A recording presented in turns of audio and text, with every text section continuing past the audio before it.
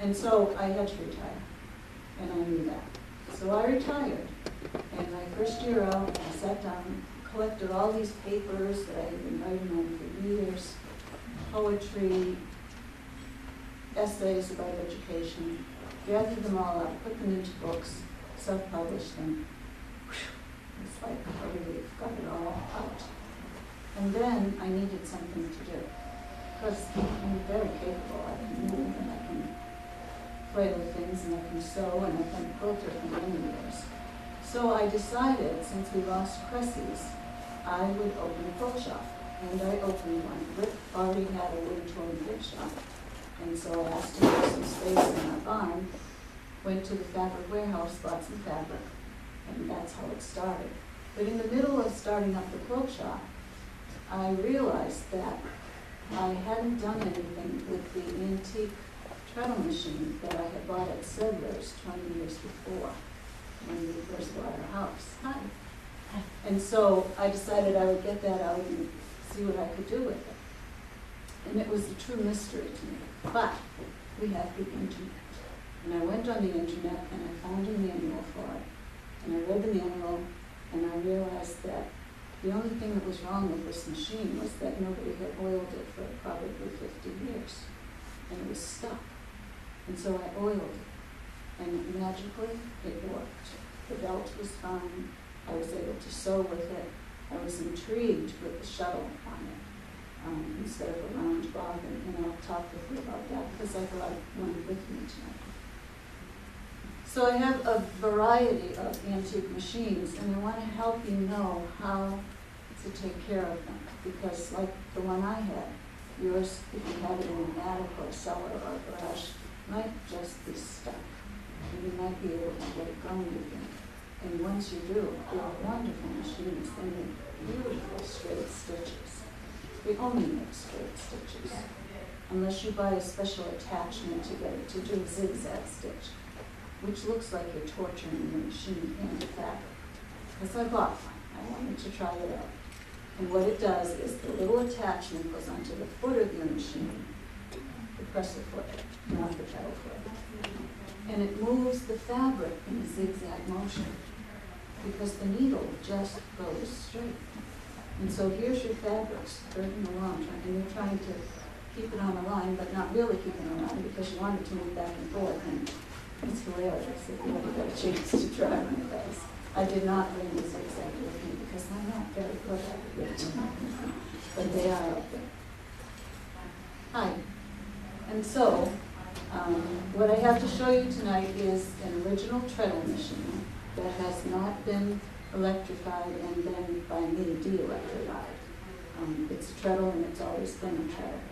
I'm going to show you some machines that could have been treadles but had been electrified back in the 20s, 30s when we first came up with electricity in the houses. Usually when I get one of those that old, I take the wiring right off because it's cotton wrapped wiring. It's very deadly. It's a little bit scary. I plugged one into the outlet once and wound up about 4 feet back from where I was standing. It's that much of joy. Unfortunately, I was plugging it into a power strip, so there was a block there. I didn't short out the whole house, which was a good thing. But I usually just take those motors off, and I'll show you how I do that too. And then when I take the motor off, I have a choice. I can either put it in a treadle table, if I can find one. One just came to me today, just appeared. Or I could put hand crank on it and really go back to the days even before the treadles. And so I brought some hand cranks to show you how that can be done too. And that is done so simply. It's done with one screw. It's very easy to put a hand crank on a Singer after 1910, I think. Because after 1910, Singer put a different mold in for the column of the machine. And embossed in the iron itself is something they call a motor boss. I think it's abbreviated for a motor embossment because it's where you would attach an electric motor. But it also attaches a hand crank. So let me start with the original treadle. So this is a treadle. This has an interesting name. This is called a coffin. Good, you're gonna do this show? I won't have to. And this machine does not fold down into the cabinet. This is just a table.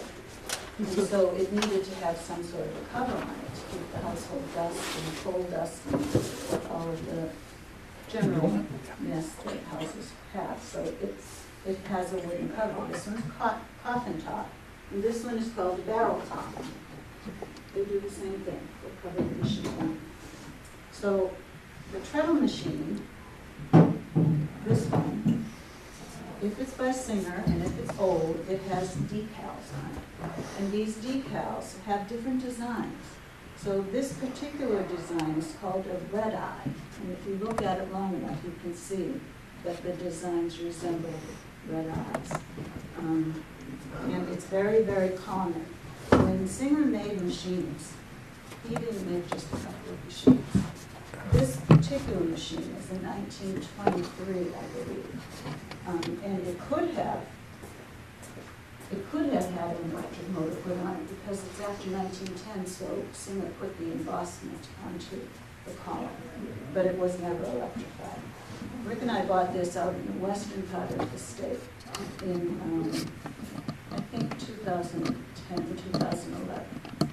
And I was so excited to have it. And it is what reminds me to go back and take a look at the one that I bought from Settlers 20 years before. This machine will last forever. All it needs from me is oil and maybe once every 40 or 50 years, a new belt. The belts are leather. They're pretty sturdy. They last a long time. You can get a new belt on eBay for about $5. Very, very expensive maintenance. But really, all it needs is oil. It doesn't have a motor, so it doesn't need any lubrication. The irons down below are made of iron. And unless you sit them in puddle, they're going to be pretty sturdy. And they still work today the way they worked in 1925. This machine is called Model 66, and it has a round bobbin that looks exactly like your round bobbins, except yours are probably plastic unless you have an old machine. It's a round bobbin. It might spin horizontally or it might spin vertically. This one spins horizontally. And what the needle does is that this is a lock stitch machine. This machine, the needle takes the thread down into the fabric. The bobbin is a horizontal rotating bobbin, and so the needle goes down, the bobbin spins around, the top thread loops around the lower thread and pulls it up. If there's even tension between this bobbin and this needle, it will make a fine stitch. These machines almost never mess up with their tension. They're really good. They're made of iron.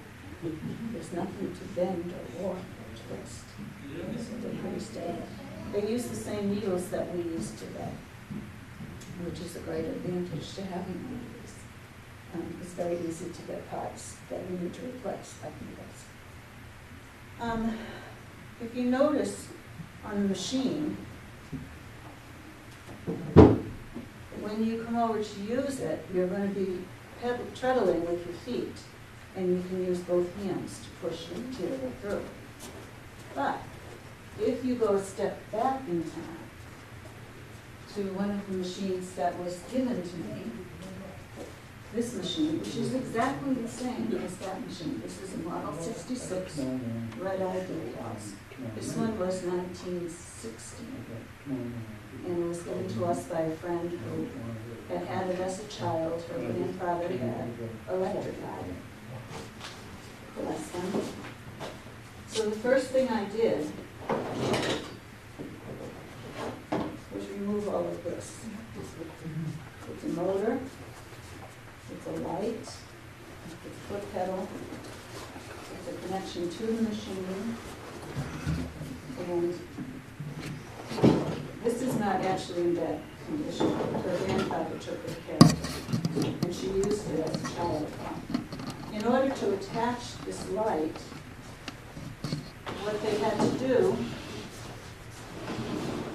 was remove this plate and screw this in its place.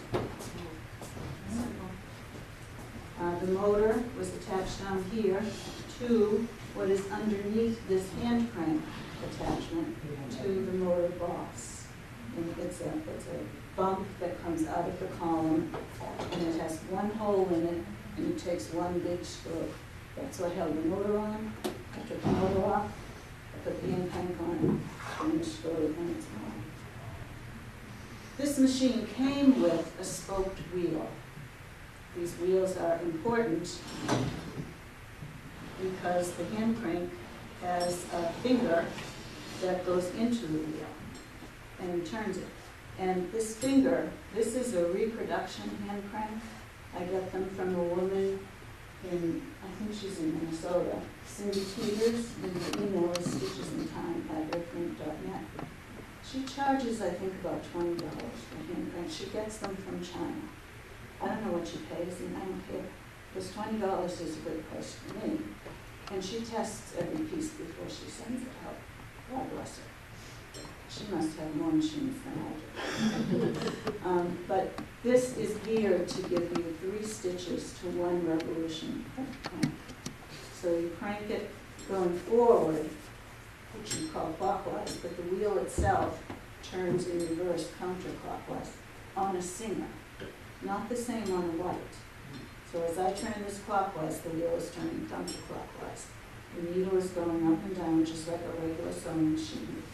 It does have a rock stop here that I could turn, and it would stop the needle from going up and down in case I was winding a bobbin. This is the bobbin winder. It runs on a little tire that runs up against the inside of the spoked wheel. And if I put that down and it locks in place, as I would crank, I should turn the needle off. It's much easier from on the right side of the machine. Okay, now the needle should not go up and down. It looks like it's going to go. Well, watch the bobbin winder if you can see it. You're going to see this little, almost like a metronome. It's going to go back and forth. And what that does is it winds the bobbin, which looks like a barbell. It had a box on it. And it sits inside of a bobbin case that looks like a bullet. And the bullet sits inside of what looks like a little sleigh that carries the bobbin back and forth underneath the needle to pick up the top thread. So the bobbin has to be wound with an ability to make it even on the small round bobbins. You don't want all the thread on one side of the bobbin. So this little piece guides the thread into the bobbin.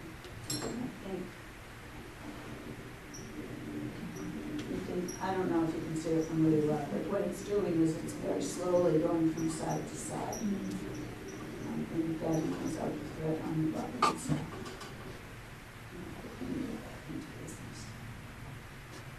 Okay. I wanted to go into a little bit of the history of these machines. The hand cranks are a lot of fun until you're winding a bobbin. And then you're just standing there and you're winding one. And it depends on whether you're doing a 66 machine like this, or a 15 machine, which is a different machine, has the tension in the front, has a bigger bobbin, so you even have to do this longer and longer to fill it. That's why they had a lot of kids in the old days. The kids would stand out by their grandmothers and mothers wearing bobbins. The history of the machines is interesting. All sewing machines are left-handed. Does anyone know why I say that? Because I heard someone say once, I'm left-handed, I wish I had a left-handed machine. I said, you do, you're all left-handed. And if you think about a hand crank, what you're doing, I'm standing on the wrong side of the machine, you're on the right side.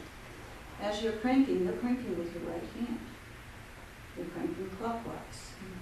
That's all your right hand is doing. Rather done, the order is good. But your left hand is feeding the fabric evenly under the needle. Why? This was just pre-industrial revolution. And everything we know in the Industrial Revolution was set up for writing other people.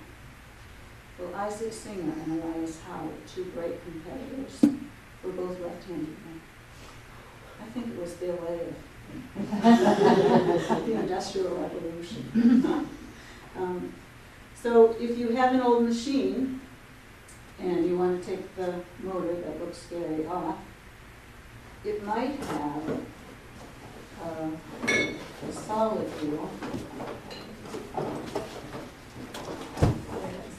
Oh, here it is. It might have a solid wheel like this machine does. But what you need is a spoke wheel, because the finger of this little crank has to go into the wheel. This is the finger right here. It has to go into the wheel. So I go to my friend Cindy, and she has wheels for about $10. Heaviest. The heaviest steel. So I'll pass that. And they're so shiny. Didn't I tell you that was heavy? Right. So this is the crank. It attaches to the machine down here with one screw. This is the finger. It comes vertical like that. All you do is push it over once you have it set to be where you want it in the wheel. I like it to be at the top of the wheel when the heavy handle is down. So that when the handle's down, this is up, and the wheel ideally is either straight up or straight down. And when you turn it, the finger turns, and so it turns the wheel. So I'll pass this around so you can see that shape. It's so simple. Very simple, very mechanical. They really were brilliant people when you look at all of the attachments that come with these machines. Attachments, little feet that will take a piece of fabric and roll it under so that you can make a rolled hem when you're sewing. Other larger feet that will take the fabric coming through and every now and then rub it a little bit faster to get a gathered piece of fabric. Fascinating, fascinating things. I have a lot of the feet that you can look at when you come up. When you're working on these machines and you want them to work, you have to use oil. I have very simple stuff. This is oil. This is pretty clear. This bottle is about 2 years old, and it's still fairly clear. If this bottle gets to the point where it's beginning to look orange, I toss it. It costs about $2. It's not expensive. What part do you weigh? When you are going to work on one of these machines, you want to have the manual, because you're going to have questions like that. I go online, I type in Singer Model 66 manual. Comes up, I print it out. Might be 40 pages. It's worth it. Tells me where every little hole is and how much oil to put in. Usually it's 1 drop will do it on these machines. And usually 1 drop will do it after about 8 or 10 hours or so. So you just keep a bottle up at the table and put a drop here, drop here. So there are holes for the oil. There's a hole here, there's a hole here, there's a hole here, there's a hole back here. There's this round plate that unscrews, and I'll show that to you. Unscrews and opens up, and you can put some oil in there. I put some oil in the hole by the wheel itself. And you can also, I have to show you the muscles now. You can also take this machine and oil those irons that are in the wheel. Don't need grease, they just need oil. And everything will run smooth. $2. This is a belt. If that one got broken, I would just get a new one on eBay. Not very much money. Measure it to fit around the wheel, snugly but not too snugly. Staple it where they need, cut off the extra, and you're in business again. This is something called evaporust. You get this in an auto store. What's the name of that place?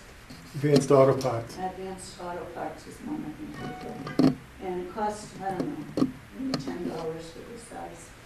And you soak parts like this, and like this shiny plate back here, and like the plate on the bed of the machine.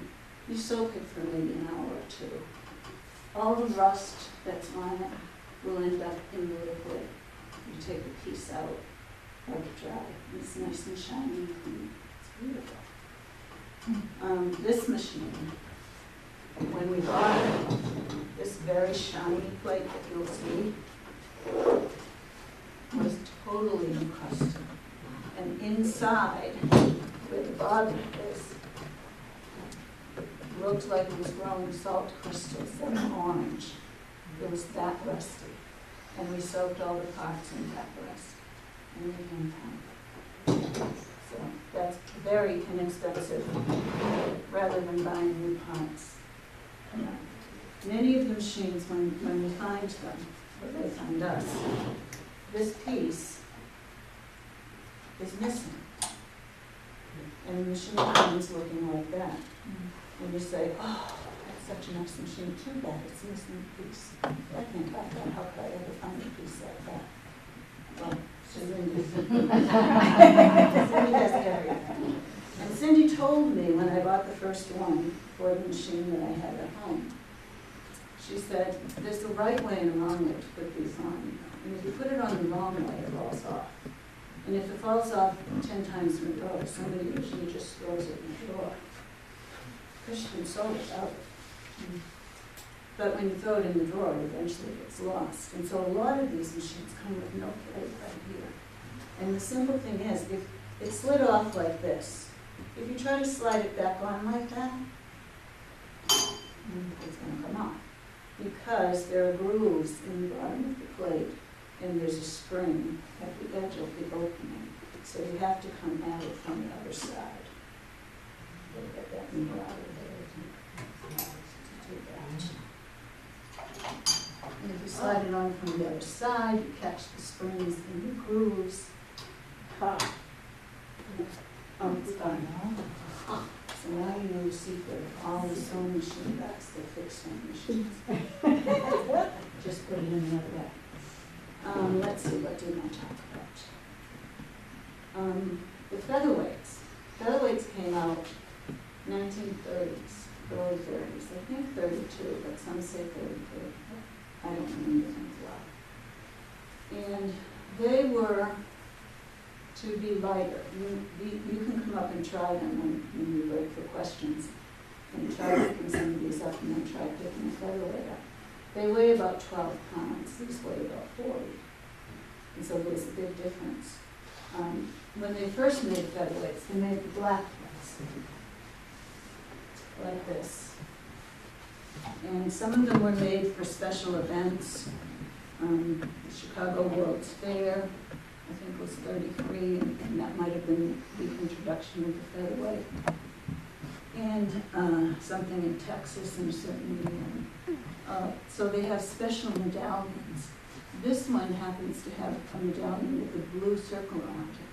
And that's because it's 1950-51 featherweight. It's 100 years since Singer started making machines in 1851. So that was their centennial. Now you might say, wow, that must be a collectible. If you go to the page where you can check a Singer by its serial number, you'll see that in this month, this number was badged with 50,000 letters. The next month, maybe this one, maybe it was the 128 like this model, with that particular number of the serial. Maybe it had 10,000. Maybe that one had 40,000, and maybe that one had 30,000, and maybe 50,000 of the whites, and so on. So there are literally millions of these machines in existence. Or not. Depending on what happened. It's interesting to show what the bottom is. This one, the featherweight, this one has a vertical bottom. And it sits here, very much like a Bernina machine today. They have vertical bottoms. The rumor is when you go to a quilt workshop and you take your featherweight with you, if you go into the bathroom, take your bottom. So somebody might scoff. They're hard to get. Well, they have them on eBay, but the originals are about $50, which is a very high price in many sewing machines.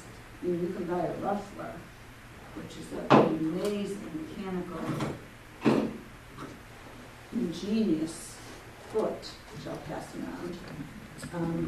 And I really, I don't know how to tell you to test this one, but play around with it and see what happens when you put things on it. That might cost you $10. I mean, it's so intricate, it's amazing.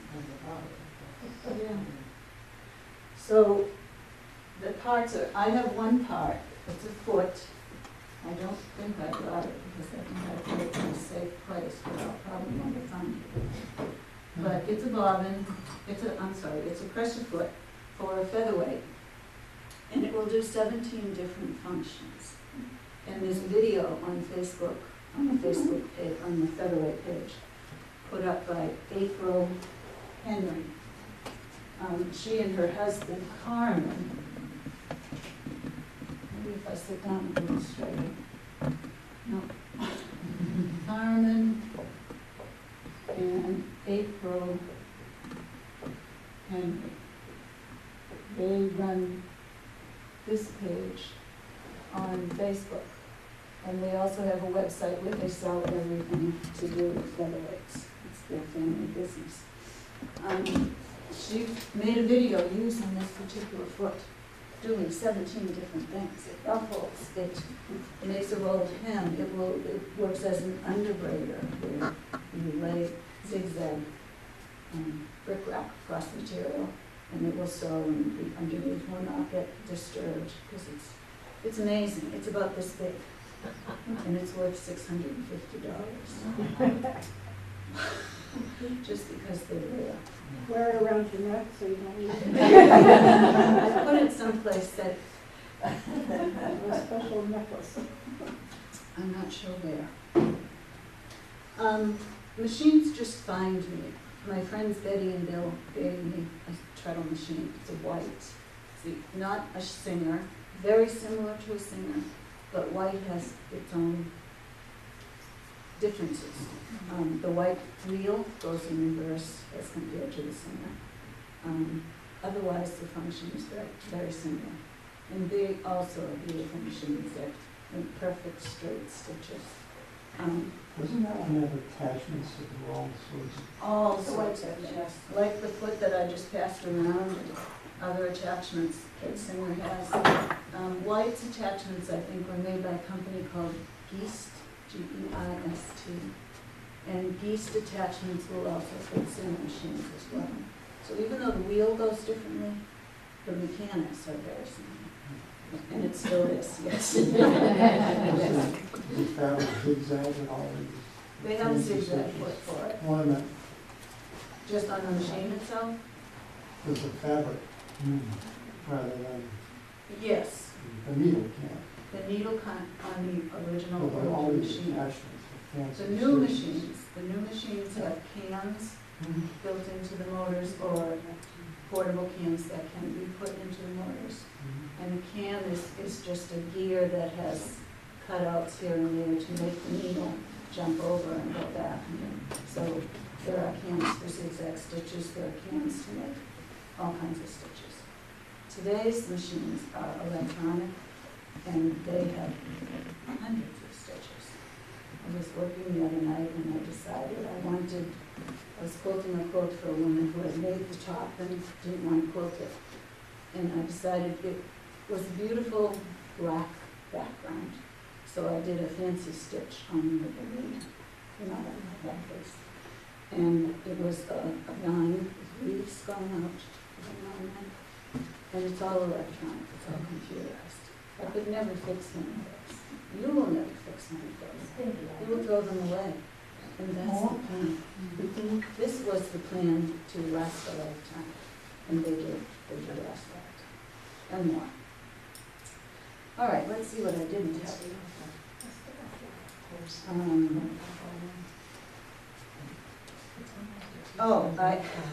I brought a book. I want to read a funny page. Yes,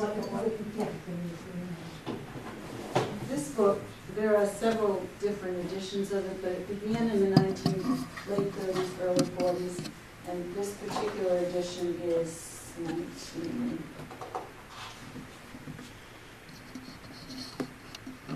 1951.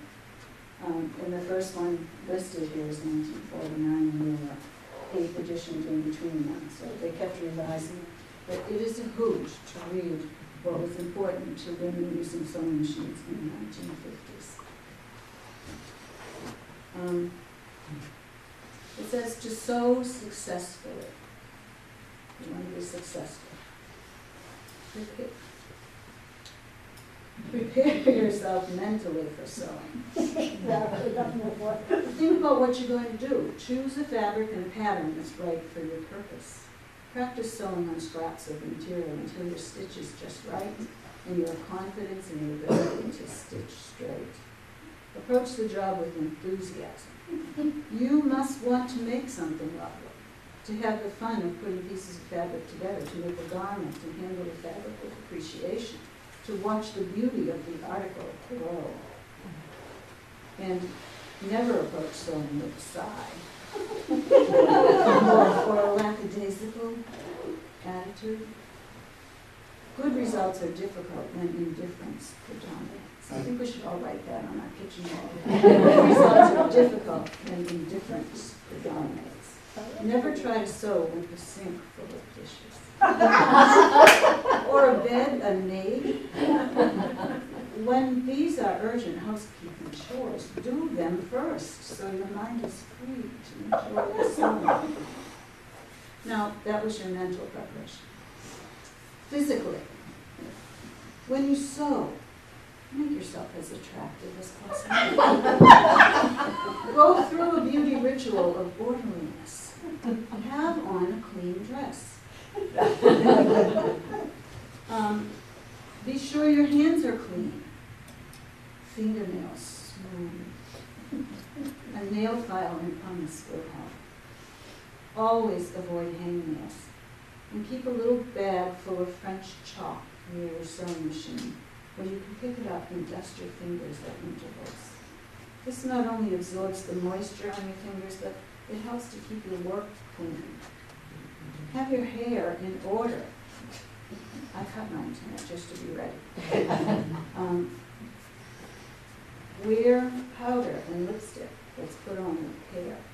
Looking attractive is a very important part of sewing, because if you are making something for yourself, you will try it on at intervals in front of the mirror, and you can hope for better results when you look your best. Again, sewing must be approached with the idea that you are going to enjoy it. And if you are constantly fearful that a visitor will drop in or your husband come home and you will not look neatly put together, you will not enjoy your sewing as you should. Therefore, spruce up at the beginning so you are free to enjoy every part of any sewing you do. I'm going to check you out pretty soon. Make an appointment. This is your planning your sewing time. Make an appointment with yourself to sew just as you would with your hairdresser or with a neighbor to go shopping. If your intimates enjoy sewing, invite them to come and sew with you from 2 to 5 on a Wednesday, or perhaps for an evening each week. Do not spend your time planning refreshments, but insist that each brings sewing to do. On the days when you are sewing, make the dessert in the morning. Plan a quick-to-get dinner so your afternoon can be given to the full enjoyment of sewing, because we know what the morning is going to do, getting ready and Keep the dishes clean and make the bed. plan what you are to make ahead of time. Keep a notebook. Jot down in it what findings or trimmings you need for each thing. Work out a recipe for each garment, for example, 3 1/3 yards of crepe, 1 spool matching thread, seam binding, 1 matching zipper, pattern number, such and such. Pin a scrap of the fabric to a page in your notebook, and when you buy a piece of material, take a snip of fabric to use in matching the colors of your threads, bindings, and zippers. It will need a lot of directions. Determine your construction of pattern calls for. Plain seams, darts, hems, gathering, on a quarter. You don't need any of that. Very nice. I want to talk to you a little bit about threads before we break for questions and exploring machines. Most thread today is on a spool. It has been for 100 years. But thread makers now are using cones, and they used these for a long time in factories, but now quilters are using cones because there's so much thread capacity. But they feed differently. And most often the problem with tension in a sewing machine is due to the way the thread is being fed into the machine. It might be that your tension setting is wrong, maybe a kid bumped into it, or you changed it for a silk thread and forgot to change it back for a cotton thread. But there's something else that happens with thread. And I'm going to show you what it is. This is a thread holder. All of these old machines, you'll notice, have vertical thread spools. But many new machines only come with horizontal thread spools. And when you're pulling thread that's been put onto a spool like this, which I've tried to imitate with this fabric wrapped around this toilet paper roll, that's how thread is on a spool. It's just round, round, round, round. Here, there are layers here. And this is fed by the top. So the thread is put on and doubled over and then doubled over, and it keeps going up and down and building to a peak. Not so with a spool of thread. So if you're on a vertical spool holder, this is how your thread comes off, right? If you only have a horizontal spool, this is how your thread comes off, and watch what happens to your thread. What happens? It's twisting. And as it's twisting, it's becoming tighter, and your tension gets all screwed up. So you really need to have a vertical, or one of these. This is made by Superior Threads, and I didn't put them up there, but I will. Superior Threads. This one can be vertical, or it can be horizontal. And if you put your thread on a horizontal like this, and it feeds up and through this and then to the machine, it has time to get all of the kinks out of the tight spool to make the thread less tense as it's feeding into your needle and tension. So that would be a horizontal that is still feeding like a vertical, because if the thread were vertical from the spool, on this it would be wrong. This is like the opposite of the machine. Because if you put a thread spool on this, it's not feeding out this way. It's going to feed up, and it's going to do that twisting thing that you saw with the fabric. So be careful of how you feed your thread to the machine, because it really does matter. These are wonderful because they have so much thread on them. Usually these might go up to 1,000 something yards, and these will go into 10,000. So you don't have to buy it as often. Bobbins. New machines will tell you when the bobbins run out. It's a wonderful, wonderful thing. The old ones won't do that. So you have to keep track of your bobbins. Or you'll be sewing without sewing. Which I do. Perforating fabric. Perforating fabric, yes, and it does become easier to do. Yeah. Oh, this was another automobile tool that I used with the machine. Sometimes these old machines, screws, have been in there for 100 years and they haven't been taken out. And if you twist and twist with your screwdriver, little screwdriver, big screwdriver, medium screwdriver, don't bother with the Phillips, you're gonna run the head of the screw before you ever get it out. If you spray it with PB Blaster or something like PB Blaster, it will soak in and loosen your threads, and you can take it out naturally with a screwdriver. So that's something to think about. And I think these were about $8. So these are really the only three things that I have to buy to keep the machines running. And I really only have to do these once.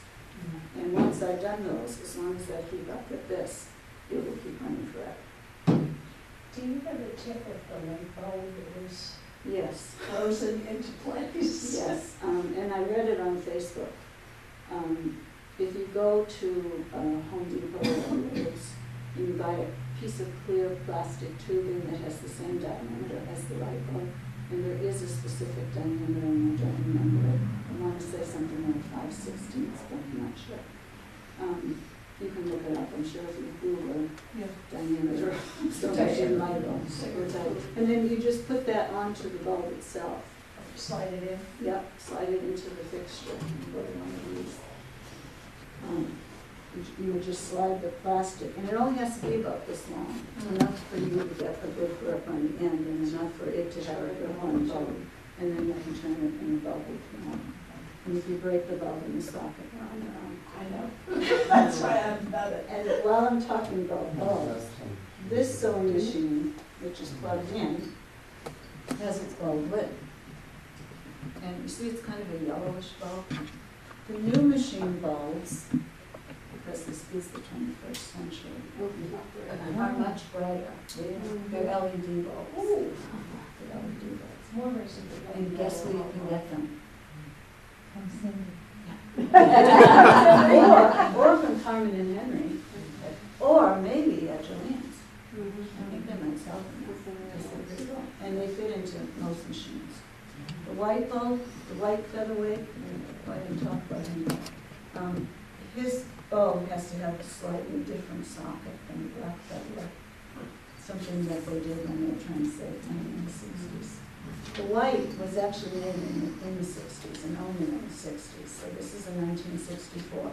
And the rumor that I heard about this from Barbara Riera, whom I bought the machine from, is that Rose Kennedy's seamstress sewed on this featherweight in 1964.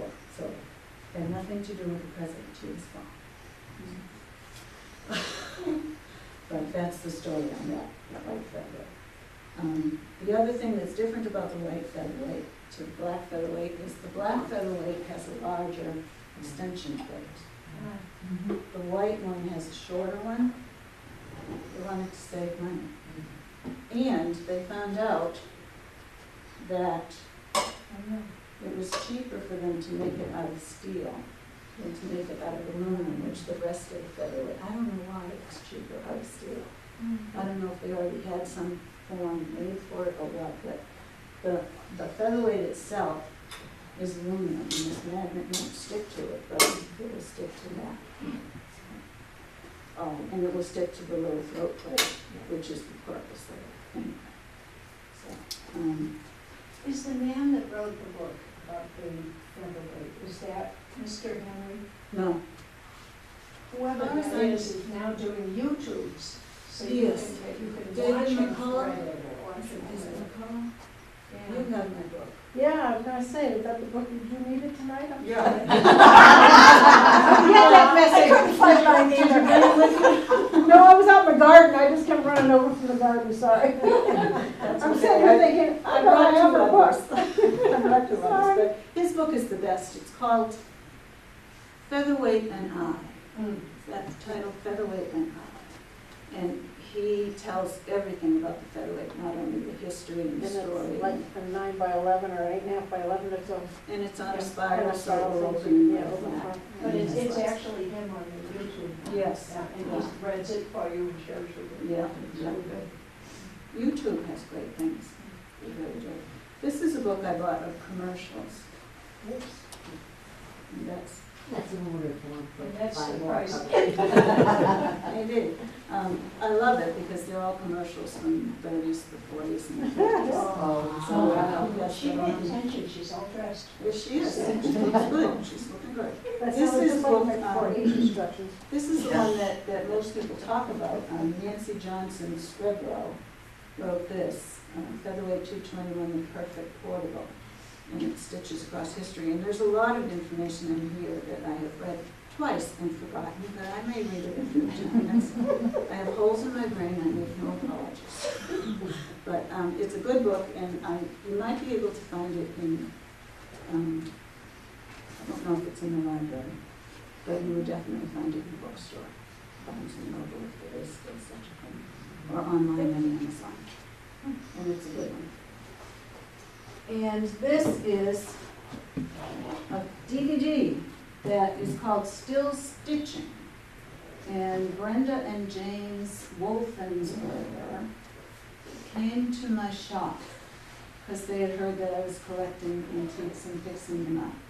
And so they came up from Maryland, and they traveled all around between Maryland and here and interviewed people who were collecting it. And so I'm on this DVD.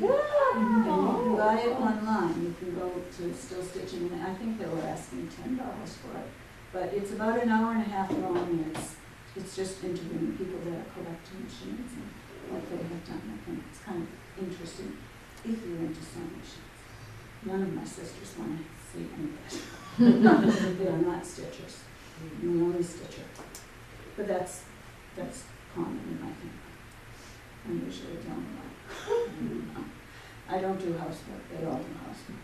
I don't do housework. They cook too. I don't cook. They cook. This is a very special machine. It has an electric motor, which I'll let you listen to it. Isn't that nice? Sounds like the dentist. But that's how quickly it's running. It runs as quickly as it will. However, it's not sewing because this is its belt. This is how the belt came.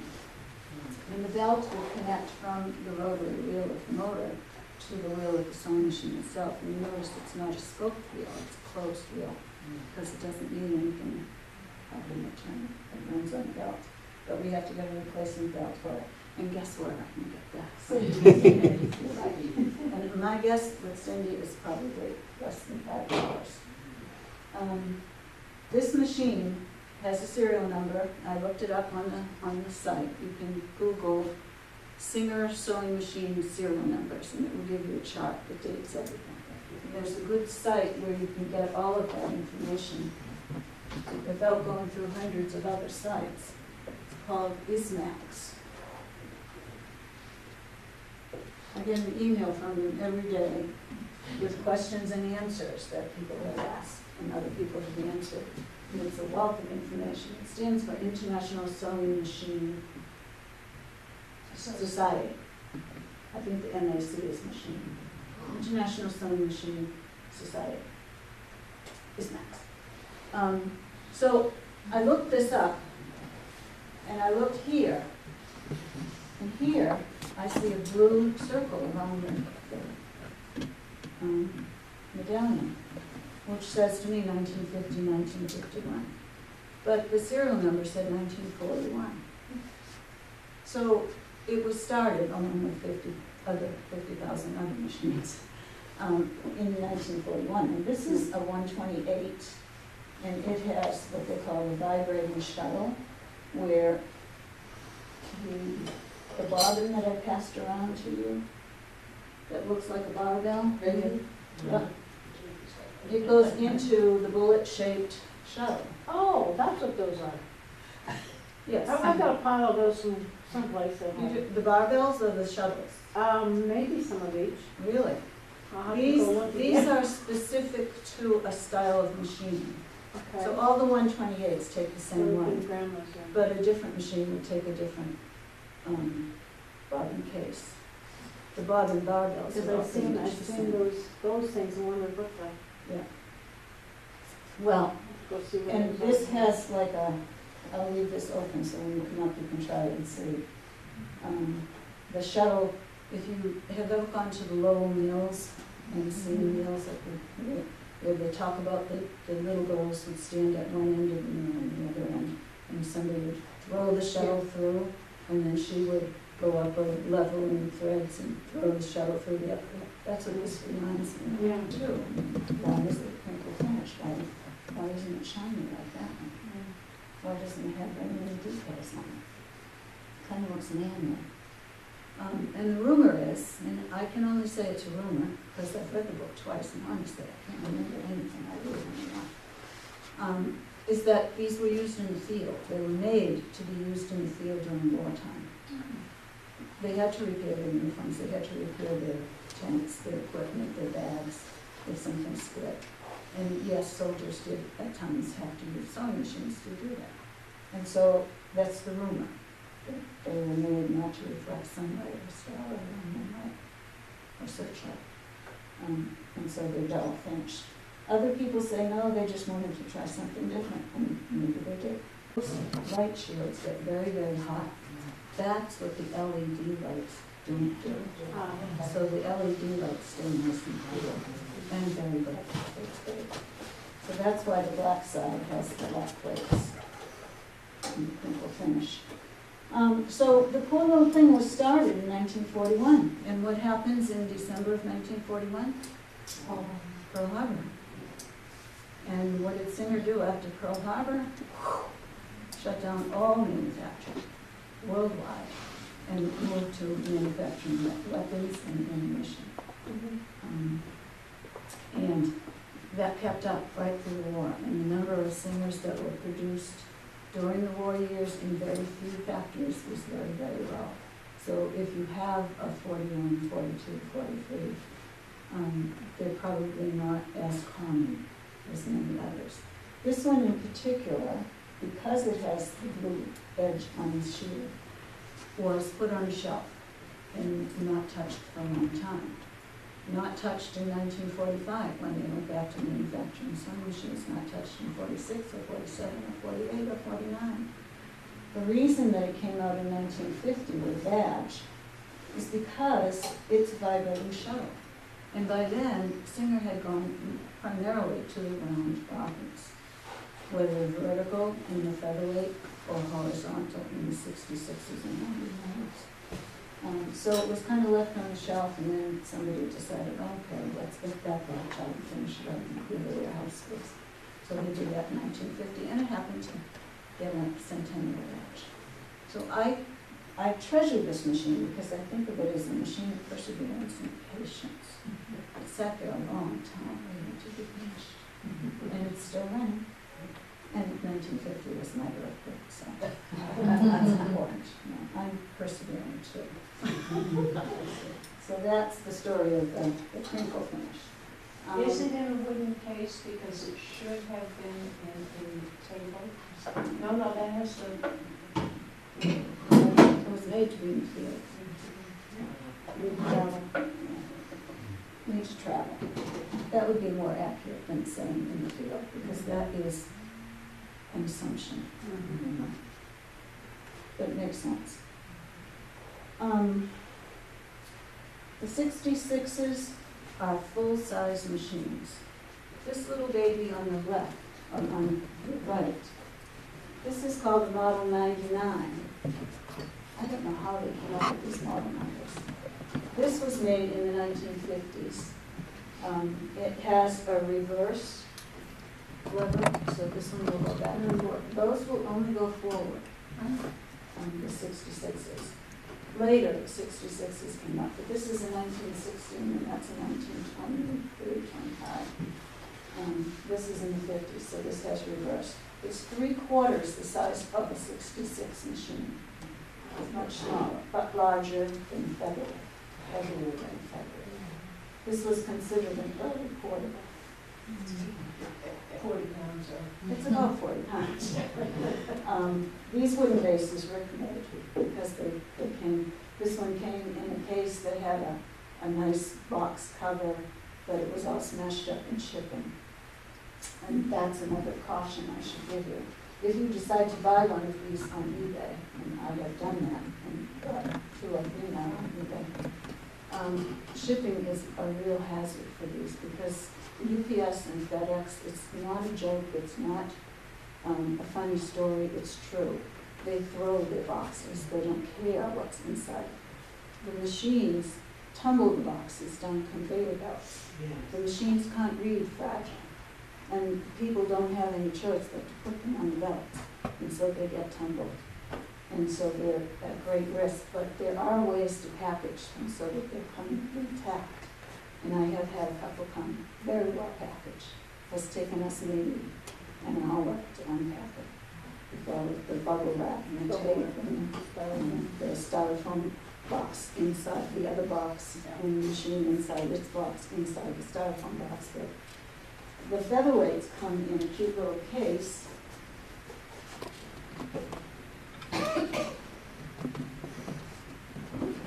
This is a white case. It's not white. And the machine is not white. If you look at this machine next to a white paper towel, do you see it's kind of a celery green? That's the color it's called, celery green. And black ones have a nice black case. But the case is bigger than the machine. And so when the machine is in the case, it could still rattle and roll around. And so people are now packing very carefully. They're wrapping the machine in layers and layers of bubble wrap, and it ends up looking like it's swollen. And then putting it in the case, and then wrapping the case in bubble wrap and putting it in a box, and then wrapping that box and putting it in another box. So some of the machines I've had came in 3 boxes with all kinds of styrofoam around 300 boxes. And those are responsible sellers who want to stay in business. Oh, and another little hint I can give you. I have trouble threading machines. Because usually I have my sunglasses on, not my reading glasses. I just like them. But they don't help. So this little gizmo comes in a package like this, and you buy it at CVS. And its brand name is GUM, G-U-M. And it is floss for dentures and braces. It's plastic. And it looks like a lasso.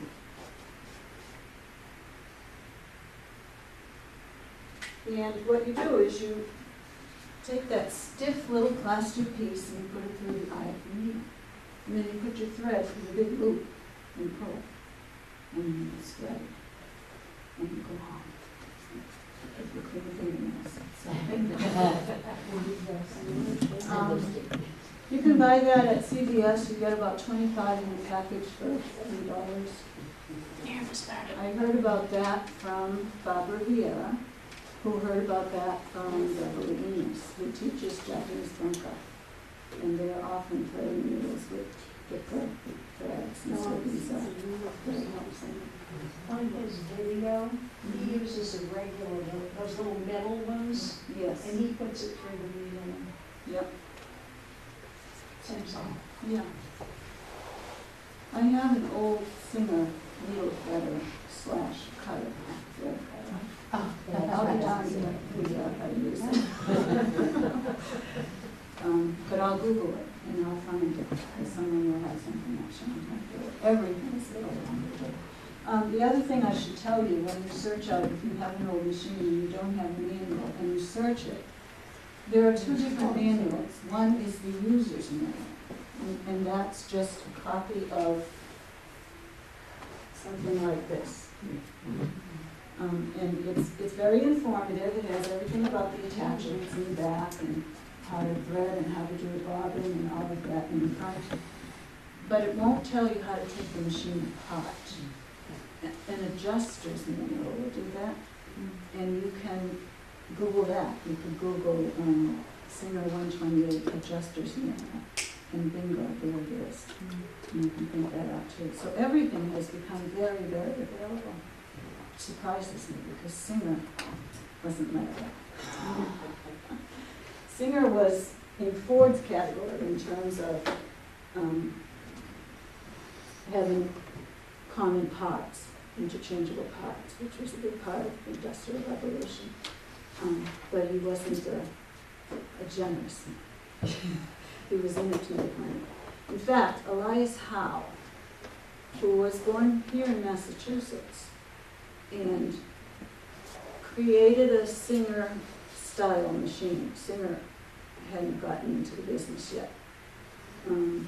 Elias Howe created a sewing machine, and he created a lock-stitch sewing machine.